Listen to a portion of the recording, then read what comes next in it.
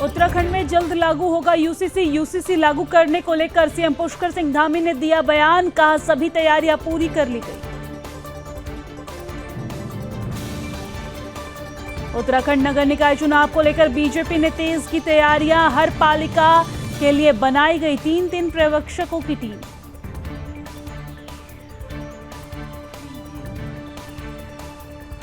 उत्तराखंड के स्वास्थ्य और शिक्षा मंत्री धन सिंह रावत का बागेश्वर दौरा, जिला कार्यालय में स्वास्थ्य और शिक्षा को लेकर की चर्चा।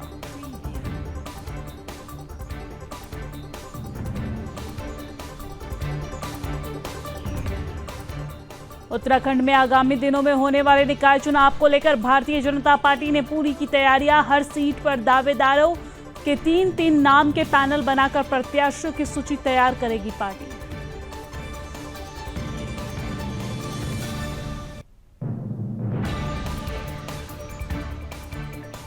उत्तराखंड में आपदा से निपटने का और भी मजबूत बनेगा सिस्टम, केंद्र सरकार यू प्रिपेयर योजना को दी मंजूरी, आपदा प्रबंधन सचिव ने प्रधानमंत्री नरेंद्र मोदी का आभार जताया। हल्द्वानी में सड़कों के गड्ढे भरने में हो रही लापरवाही को लेकर कुमाऊं कमिश्नर दीपक रावत ने अपनाया सख्त रुख, सड़कों में गड्ढे होने की शिकायत मिलने के बाद किया दौरा।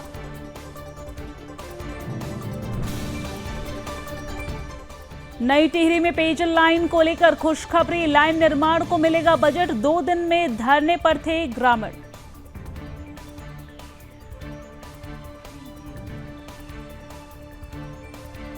लालकुआं में मिनी खेल स्टेडियम के निर्माण की मांग को लेकर कांग्रेस की 3 दिवसीय पदयात्रा खत्म, शहीद मोहन नाथ गोस्वामी की पत्नी ने राज्य सरकार पर शहीदों की अनदेखी का लगाया आरोप।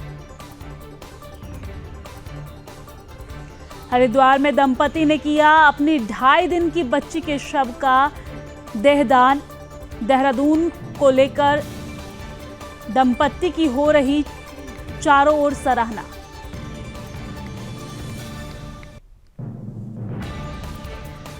मसूरी में कार पार्क करने के दौरान हादसा, पार्किंग के दौरान खाई में गिरी कार, 2 की मौत, 3 लोग घायल।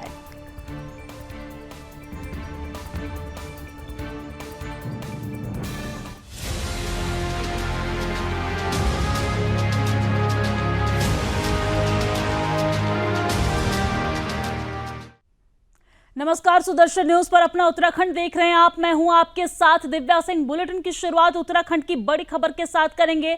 उत्तराखंड से बड़ी खबर सामने आ रही है, जहां पर मुख्यमंत्री पुष्कर सिंह धामी ने आज पौड़ी गढ़वाल के सतपुली झील का शिलान्यास किया है और इस दौरान सीएम ने कई विकास परियोजनाओं का लोकार्पण और शिलान्यास भी किया है।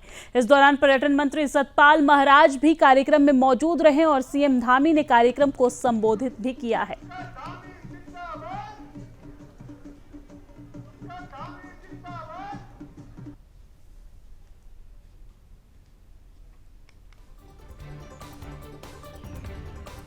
की पाबंदी मेरी प्राथमिकता में रहती है और आदरणीय महाराज जी का बहुत आग्रह था, उन्होंने मेरे से पूछ के ही ये डेट मेरी सुविधा अनुसार ये तिथि तय की थी और मन में बार बार ये हो रहा था कि आज कहीं ऐसा तो नहीं होगा कि मौसम बिल्कुल ही खराब हो जाए और मैं आप सबसे भेंट करने से वंचित रह जाऊं और इस ऐतिहासिक पल का साक्षात रूप से आपके बीच में आकर साक्षी न बन पाऊं।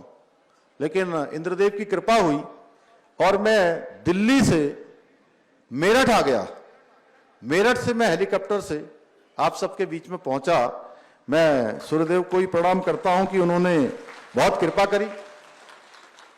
आज प्रकृति की गोद में इस पौराणिक क्षेत्र में आप सबके बीच में आकर मुझे अत्यंत खुशी हो रही है। मैं देख रहा हूं कि पूरी सड़कों में जब आदरणीय महाराज जी और हम आ रहे थे तो मैं देख रहा था कि वास्तव में इस झील के बनने से, यहाँ की इन योजनाओं के पूरा होने पर निश्चित रूप से क्षेत्र बिल्कुल बदलने वाला है। और न्यार नदी जिसके बारे में भी महाराज जी बता रहे थे, जो किसी की यार नहीं, वो अब हम सबको जल भी देगी, जीवन भी देगी और इस क्षेत्र में समृद्धि लाने का काम भी करेगी। आज ये बहुत ऐतिहासिक मूवमेंट है और हम सब लोग जो राज्य के अंदर एक नई शुरुआत हमने की है, कि शीतकालीन यात्रा भी हमने प्रारंभ कर दी है। हमारे चारों धामों के आशीर्वाद से, हमारे यहाँ के देवी देवताओं की कृपा से, भगवान की कृपा से, आप सबकी शुभकामनाओं से यह भी हमारे लिए उत्तराखंड में बहुत ऐतिहासिक काम हो रहा है कि अब जो यात्रा केवल हमारी यात्रा के समय में होती थी, अब वो यात्रा केवल 6 महीने की, 5 महीने की न होकर अब ये यात्रा भी पूरे वर्ष भर की होने वाली है। और मैं आपको अंतर बताऊं, आप सब देखिए, अगर हम देवभूमि उत्तराखंड के लोग सच में धरती के स्वर्ग में रहते हैं, इसका आभास हमें तब होता है जब हम यहां से दिल्ली जाते हैं, यहां से हम मुंबई जाते हैं, बड़े बड़े शहरों में जाते हैं। तो आप सच बताओ, आज सवेरे सवेरे में दिल्ली का जो EQI है उसको चेक कर रहे थे कि आज प्रदूषण कितना है, तो आपको जानकर हैरानी होगी कि आज प्रातःकाल 480 प्रदूषण वहां पर था। एक भट्टी से जिस प्रकार से धुआं निकलता है, उस प्रकार की स्थिति आज दिल्ली में हो रही है। और उत्तराखंड के अंदर आज देखिए इतनी सुनहरी धूप है। अभी महाराज जी कह रहे थे हम एक विज्ञापन दे सकते हैं कि आप उत्तराखंड में आइए और आप सनशाइन फ्री यानी कि धूप फ्री में लीजिए। ये हम लोगों से कह सकते हैं, आइए और आप जो है मुफ्त में अच्छी हवा, शुद्ध हवा यहां से लीजिए, शुद्ध पानी यहां का पीजिए और अध्यात्म का आनंद लीजिए। अपने अंदर शक्ति और ऊर्जा को भरकर यहां से वापस जाइए। भाइयों बहनों, ये आज का दिन इसलिए भी महत्वपूर्ण है कि आज लगभग 172 करोड़ रुपए से भी अधिक की लागत की अनेक योजनाएं आज यहां पर लोकार्पण और शिलान्यास हुआ है। और ये सभी योजनाएं हमारे जनपद के लिए, विधानसभा क्षेत्र सतपुली के लिए, ये आने वाले समय में विकास के क्षेत्र में एक मील का पत्थर साबित होने वाली हैं। सिंचाई, सड़क, पेयजल, बाढ़ सुरक्षा, पर्यटन एवं रोजगार सृजन से जुड़ी सभी योजनाएं पूरे जनपद के समग्र विकास को भी एक नया आयाम देने वाली है। और सच में इन योजनाओं के पूरा होने से आपको अनेक प्रकार का एक परिवर्तन यहां पर दिखाई देगा। विकास की समृद्धि यहां दिखाई देगी, विशेषकर जब ये सतपुली झील, जिसमें आज हमारे सिंचाई विभाग के लोग यहां पर खड़े हैं, हमारे काम करने वाले कंपनी के लोग खड़े हैं, ये जब झील बनकर तैयार हो जाएगी तो इस क्षेत्र में ये स्थानीय अर्थव्यवस्था के लिए भी, रोजगार के लिए, स्वरोजगार के लिए, पर्यटकों के लिए और विशेषकर हमारे सतपुली के आसपास के रहने वाले लोगों के लिए, सतपुली वालों के लिए एक वरदान साबित होने वाली है। भाइयों बहनों, एक विकास का जो है नया मानक ये बनाने वाली है। मुझे गर्व है कि हमारी सरकार ने 56 करोड़ रुपए से अधिक की लागत वाली इस ऐतिहासिक परियोजना को धरातल पर उतारने का संकल्प लिया है। और मैं महाराज जी को भी बधाई देना चाहता हूं, इन्होंने बहुत पहले ये संकल्प ले लिया था कि सतपुली में इस झील का निर्माण होना है। और मैं अपने को सौभाग्यशाली मानता हूं कि मैं भी इनके इस संकल्प में शामिल हो गया। और निश्चित रूप से यह आने वाली पीढ़ियों को भी इसका लाभ प्राप्त होने वाला है। महाराज जी, इसका पुण्य जो है आपको मिलेगा ही मिलेगा और कुछ अंश हम लोगों को भी मिल जाएगा। आप सबको पता है, आदरणीय प्रधानमंत्री मोदी जी ने बाबा केदार की भूमि से कहा था कि ये 21वीं सदी का तीसरा दशक, यानी कि ये आने वाले 10 साल ये उत्तराखंड के होने वाले हैं। यानी कि इन 10 सालों में उत्तराखंड उन्नति के, प्रगति के शिखर पर पहुंचने वाला है। यह उसकी शुरुआत हो चुकी है, क्योंकि उनके मुंह से निकले हुए शब्द ये कोई सामान्य शब्द नहीं थे। ये शब्द निकले थे उनके बाबा केदार के धाम में। बाबा केदार के धाम में इसलिए शिव रूपी शब्द थे, और ये शिव रूपी शब्द अब धरातल पर उतर रहे हैं। और हमारी सरकार द्वारा भी पूरे प्रदेश में आज विकास कार्यों को तेजी से पूरा करने का प्रयास किया जा रहा है। आज शहरों से लेकर सुदूरवर्ती गांवों में, पर्वतीय क्षेत्रों में, हमारे पहाड़ों में, हर क्षेत्रों में शिक्षा, स्वास्थ्य, पेयजल, सड़क एवं हवाई कनेक्टिविटी से जुड़े हुए अनेक कामों को आज पूरा किया जा रहा है।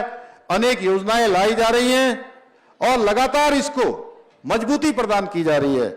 इस क्रम में पूरे मैं पौड़ी जनपद की बात करूं तो पिछले दिनों भी हम एक महोत्सव में आए थे।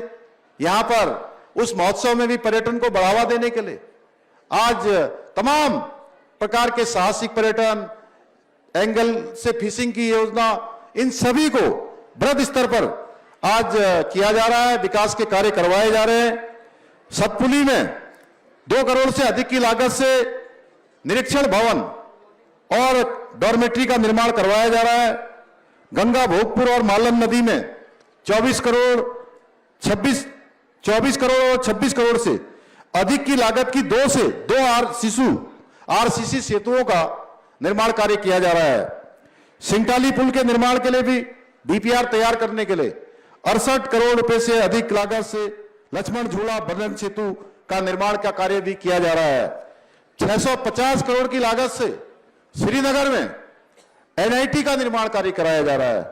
श्रीनगर में 5 करोड़ रुपए से अधिक की लागत से हेलीपैड के निर्माण का कार्य किया जा रहा है।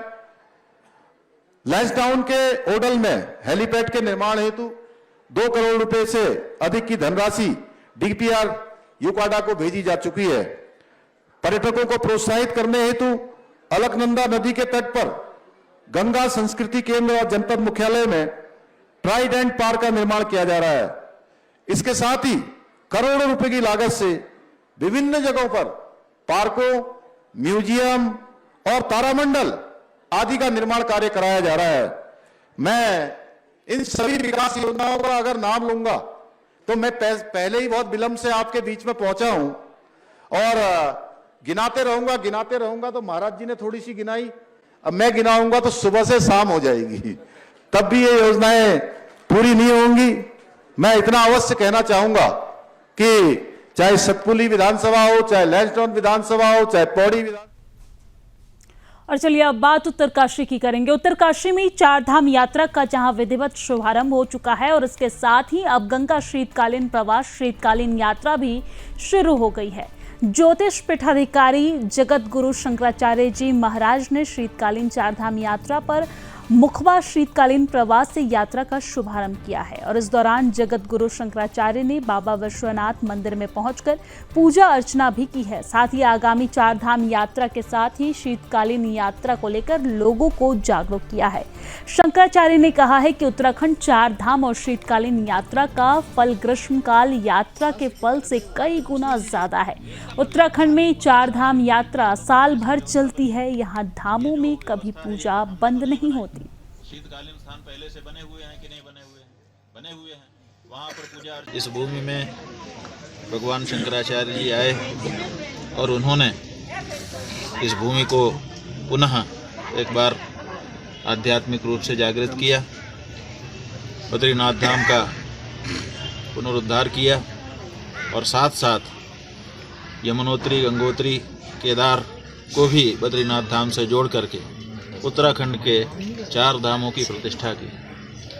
इसके अतिरिक्त भी 84 और स्थानों में भगवान शंकराचार्य जी गए और जा कर के वहाँ उन्होंने उन स्थानों को भी आध्यात्मिक रूप से जागृत किया। इसीलिए पुराने लोगों ने 4 धाम 84 धाम की चर्चा की है। हम ने जब इस पीठ पर आने के बाद जो आपकी यात्राएं हैं उनके बारे में विचार किया तो हमने पाया कि एक भ्रम समाज में फैल गया है कि ग्रीष्मकालीन स्थानों पर भगवान की पूजा होती है 6 महीना, उसके बाद पट बंद हो जाते हैं और 6 महीने तक फिर पूजा होती नहीं है, दर्शन होता नहीं है। मैं शालू जैन देहरादून से आई हूँ और ये जो यात्रा शीतकालीन यात्रा स्टार्ट हुई है ये हरिद्वार से स्टार्ट हुई है। सबसे पहले यमुनोत्री धाम हम लोग गए, फिर हम कल मुखबा गए जहाँ पे गंगा माँ का शीतकालीन प्रवास है और वहाँ से कल हम यहाँ पे काशी विश्वनाथ उत्तरकाशी में पहुँचे। इससे हमें बहुत अच्छा लग रहा है कि शीतकालीन यात्रा भी हो सकती है, लेकिन अधिकतर अभी तक सभी के दिमाग में यही है कि ग्रीष्मकालीन ही यात्रा चलती है, लेकिन ऐसा नहीं है। हम सभी से निवेदन करते हैं कि ये सब शीतकालीन यात्रा में आएँ और इसमें उनका टाइम भी बचेगा, समय भी बचेगा, पैसा भी बचेगा, सब कुछ बचेगा। तो हम लोग इस शीतकालीन यात्रा में हैं जो भगवान शंकराचार्य अभिमतेश्वरानंद जी द्वारा इसको संचालित किया जा रहा है। बेसिकली ये यात्रा एक आध्यात्मिक, जब भी हम यात्रा पे आते हैं चारधाम यात्रा पे, तो वो यात्रा खाली घूमने के लिए नहीं होती, वो एक आध्यात्मिक यात्रा भी रहती है। मेरे व्यक्तिगत रूप से भी मेरे लिए एक आध्यात्मिक यात्रा है और उत्तराखंड के साथ खुद के साथ संबंधित यात्रा है। हमने इस यात्रा को 16 तारीख को शुरू किया, 23 तारीख को हरिद्वार में समाप्त हुई और इस दौरान हम बहुत विचारों से गुजर रहे हैं। विचार के लिए, बदलाव के और आध्यात्मिक रूप से ऊर्जा पाने के विचार। महाराज जी ने ये विगत वर्ष से प्रारंभ किया, उनकी जय जयकार, क्योंकि शंकराचार्य महाराज जी ये कर सकते हैं और उनके द्वारा ये होना था। तो जो 2500 साल से जो व्यवस्था चली आ रही है और जागृत करने के लिए महाराज जी ने विगत 2 वर्षों से काम शुरू किया और यात्रियों की भीड़ बढ़ने लग गई है। सब दर्शन करेंगे। जय गंगा। और अब बात हरिद्वार की। धर्मनगरी हरिद्वार में आज गुरुवार यानी कि 19 दिसंबर को प्रस्तावित धर्म संसद को हरिद्वार जिला प्रशासन ने अनुमति नहीं दी। आपको जानकारी देते इसके बाद आयोजकों को धर्म संसद के कार्यक्रम को निरस्त करना पड़ा। धर्म संसद को हरिद्वार जिला प्रशासन ने अनुमति नहीं मिलने पर जूना अखाड़े के महामंडलेश्वर स्वामी यति नरसिम्हानंद ने अपनी नाराजगी जताई है। उन्होंने हरिद्वार से सुप्रीम कोर्ट तक पद यात्रा करने की घोषणा की है और इसके बाद यति नरसिम्हानंद ने सूक्ष्म बैठक भी की, जिसमें उन्होंने साफ किया कि उनका जो आगे का संघर्ष है वो यूं ही जारी रहेगा। स्वामी यति नरसिम्हानंद ने कहा है कि हरिद्वार जिला प्रशासन ने 19 दिसंबर को प्रस्तावित धर्म संसद की अनुमति नहीं दी और इसके अलावा उन्होंने धर्म संसद को लेकर टेंट और हलवाई आदि के जो इंतजाम किए थे उन्हें भी प्रशासन ने हटवा दिया है। स्वामी यति नरसिम्हानंद ने कहा है कि यदि उनकी बोली गई की बातों को कोई गलत सिद्ध करता है तो वो अपना जीवन त्याग देंगे। हरिद्वार में धर्म संसद को अनुमति नहीं मिलने के विरोध में अब स्वामी यति नरसिम्हानंद ने सुप्रीम कोर्ट तक पद यात्रा निकालने की घोषणा की है।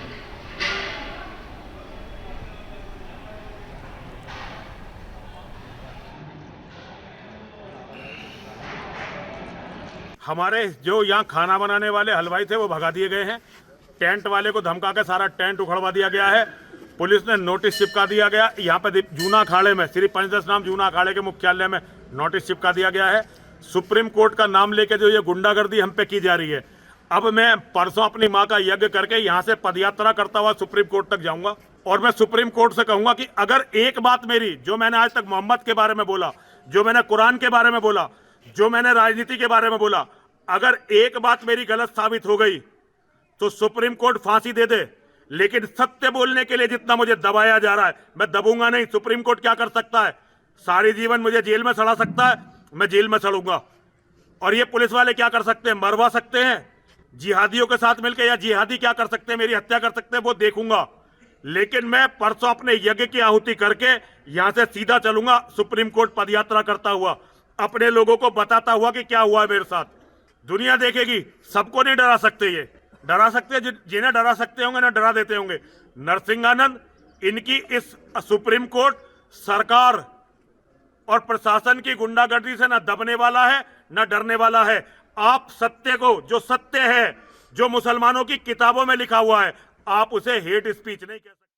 राजधानी देहरादून की बात अब कर लेते हैं। राजधानी देहरादून के परेड ग्राउंड में वर्ल्ड आयुर्वेद कांग्रेस का सफलतापूर्ण आयोजन संपन्न हो गया है। जी हां, इस आयोजन में 54 देश के प्रतिनिधियों ने भाग लिया था और अपर सचिव आयुष विजय कुमार जोगदंडे ने कहा है कि इस आयोजन से करीब प्रदेश में 1,500 करोड़ के निवेश आने की संभावना है। विदेश से आए प्रतिनिधियों ने यहां पर निवेश के लिए MOU साइन किया है। साथ ही उन्होंने कहा है कि आयुर्वेद उत्पादन के जो बड़े ब्रांड हैं उन्होंने उत्तराखंड में निवेश की और अपनी इच्छा जाहिर की है। साथ ही यहां की आयुष नीति की भी सराहना की है। वर्ल्ड आयुर्वेदा कांग्रेस का आयोजन अभी हाल ही में देहरादून में आयोजित हुआ है। उसके उपरांत जो 54 देशों के प्रतिनिधि जो इसमें प्रतिभाग किया था, उनके द्वारा विभिन्न जो मैन्युफैक्चरर्स हैं उनके साथ में MOUs किया गया है। लगभग 1,500 करोड़ के जो है MOUs उनमें आपस में हुए हैं और उसके बाद में मोर देन 300 से अधिक बैठकें बाहर के जो इंडस्ट्रियलिस्ट हैं, जो बाहर के बड़े प्लेयर्स हैं, उनकी आपस में हुई हैं और मुझे पूरा उम्मीद है कि उसमें उन लोगों के द्वारा जो है उत्तराखंड में निवेश को लेकर भी उसमें काफ़ी संभावनाएं जताई जा रही हैं। साथ में जो हमारे उत्तराखंड राज्य के जो निवेशक हैं, मैन्युफैक्चरर्स हैं, औषध निर्माता हैं, उनके द्वारा भी बाहर की जो बड़ी कंपनियां हैं उनसे MOUs पे हस्ताक्षर किया है, सहमति पे हस्ताक्षर हुआ है। उसके उपरांत उनके मार्केटिंग के बारे में भी उसमें चर्चा हुआ है और बड़े ब्रांड्स विशेष रूप से जो अभी राज्य में स्थापित नहीं है उनके द्वारा राज्य में निवेश के लिए इच्छा व्यक्त किया गया है। उनके द्वारा आयुष नीति को भी सराहना किया गया है कि आयुष नीति के जो अच्छे प्राविधान है उसका लाभ। और चलिए अब आगे बढ़ते हैं। उत्तराखंड सरकार प्रदेश में पर्यटन को बढ़ावा देने के साथ ही यात्रियों को हवाई सेवाएं उपलब्ध कराए जाने को लेकर हेली कनेक्टिविटी पर विशेष जोर दे रही है।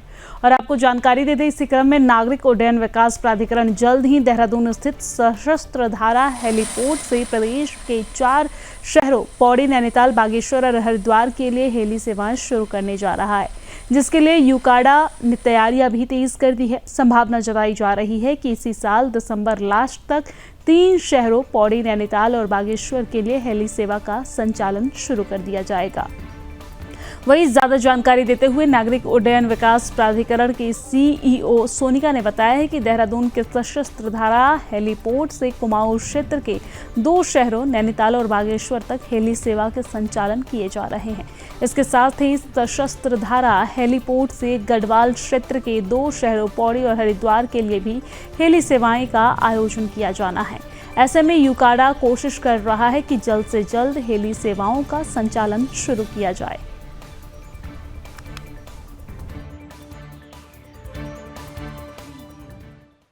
अभी हम लोगों का जो भविष्य में प्लान है, हम लोग कुमाऊं साइड में हम लोग बागेश्वर और नैनीताल का एरिया कवर करने की कार्यवाही गतिमान है और यहाँ गढ़वाल साइड में हमारा जो पौड़ी है और हरिद्वार है, वहाँ पे हम लोग कोशिश कर रहे हैं कि हवाई सेवाएं तत्काल चालू कर दें। इसके अलावा जो हमारी हवाई पट्टियाँ हैं, जैसे चिनियाली सौड़ हो गया और गौचर हो गया और पंतनगर है और नैनी सैनी है, वहाँ पे भी हम लोग कोशिश कर रहे हैं कि जो थोड़े बड़े विमान होते हैं 12 सीटर्स, वो वहाँ पे ऑपरेट करना चालू कर दें। और इसके लिए हम लोगों ने एक UI भी निकाली है और उसके क्रम में आगे कार्रवाई भी की जाएगी। और अब बात रुड़की की। रुड़की में कोर्ट के आदेश के बाद ड्रग इंस्पेक्टर अनीता भारती ने मेडिकल संचालकों से अपील की है कि वो अपने स्टॉक में एक्सपायरी दवाएं न रखें। उन्होंने बताया है कि विधिक सेवा प्राधिकरण के माध्यम से समय समय पर बैठकें आयोजित की जाती हैं, जिसमें एक्सपायरी दवाओं के निस्तारण की प्रक्रिया समझाई जाती है। ड्रग इंस्पेक्टर अनीता भारती ने कहा है कि वो नियमित रूप से मेडिकल स्टोर्स पर पहुंचकर जांच करती हैं। नियमों का उल्लंघन करने वाले मेडिकल स्टोर्स पर सख्त कार्रवाई की जाएगी। इसके साथ ही उन्होंने मेडिकल संचालकों को निर्देश दिए कि वो स्वास्थ्य संबंधी नियमों का पालन करें और एक्सपायरी दवाओं को तुरंत हटाएं। उन्होंने ये भी कहा है कि इस अभियान का उद्देश्य मरीजों की सुरक्षा सुनिश्चित करना और मेडिकल स्टोर्स पर दवाओं की गुणवत्ता बनाए रखना है।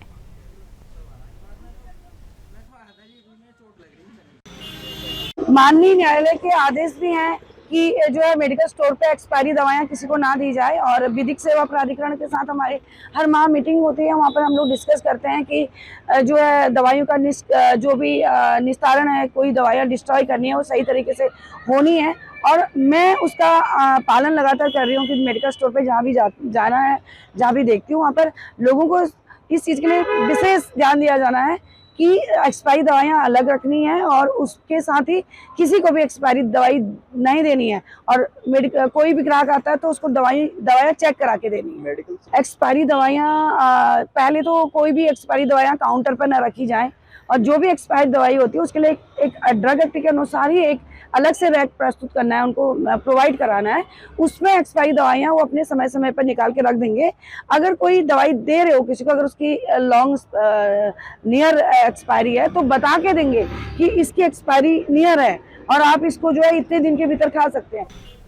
और इस बीच बड़ी खबर सामने आ रही है पहाड़ों की रानी मसूरी से। जी हां, मसूरी में कार पार्क करने के दौरान बड़ा हादसा हुआ है। पार्किंग के दौरान खाई में कार गिर गई है, जिसमें 2 की मौत हो गई है, 3 लोग घायल बताए जा रहे हैं। तो ये बड़ी जानकारी हम आप तक पहुंचा रहे हैं पहाड़ों की रानी मसूरी से, जहां पर मसूरी में कार पार्किंग के दौरान बड़ा हादसा हुआ है।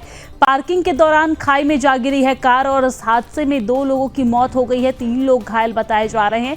यानी कि कार में कुल 5 लोग सवार थे, जिसमें से 3 लोग घायल बताए जा रहे हैं, 2 की मौत हो गई है। घायलों का अस्पताल में इलाज जारी है। तस्वीरें भी हम आप तक पहुंचा रहे हैं।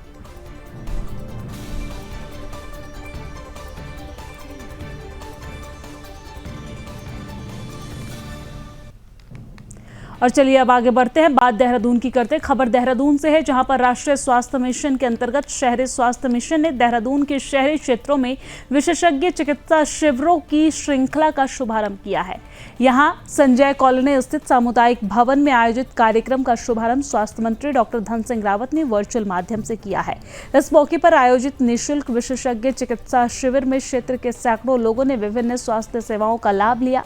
कार्यक्रम के शुभारंभ के मौके पर स्वास्थ्य मंत्री डॉक्टर धन सिंह रावत ने कहा है कि राज्य के अंतिम व्यक्ति तक स्वास्थ्य सेवाओं का लाभ पहुंचाने के लिए राज्य सरकार कृत संकल्प है।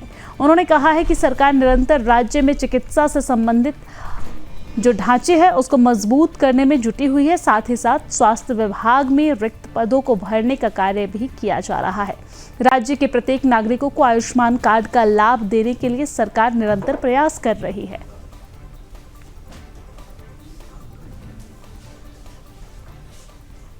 और इसी के साथ अपना उत्तराखंड की खबरों में फिलहाल के लिए इतना ही, लेकिन देश और दुनिया की तमाम खबरों के लिए आप देखते रहिए सुदर्शन न्यूज। जय हिंद।